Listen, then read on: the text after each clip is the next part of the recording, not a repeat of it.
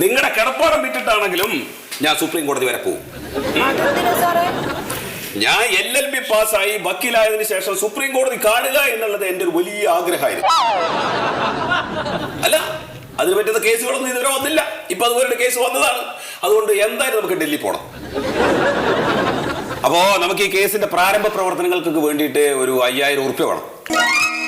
5000 രൂപയെ? 5000 രൂപയാണ് എന്റെ ഫീസ്. സാർ അത്രയൊന്നും ഉണ്ടാവില്ല. അതെയോ? എന്നാ പിന്നെ ഡൽഹിക്കൊക്കെ പോകണ്ടല്ലേ. അപ്പൊ നമുക്കൊരു കാര്യം ചെയ്യും, 2000 ഉറുപ്പ്യക്ക. 2000 ഉറുപ്പ്യ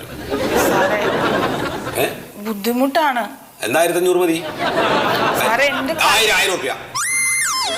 1000 ഉറുപ്പ്യ അതുമില്ലേ? എന്താണ് കേരളപ്പിറവി ഇതിനായിട്ട് ഇന്നിപ്പോ 1-ാം തീയതിയാണ്, കേരളപ്പിറവിയാണ്. ഇപ്പൊ വരുന്ന കേസുകളൊക്കെ ഒഴിവാക്കിയാൽ ഒരു മോശമാണ് നമുക്ക്.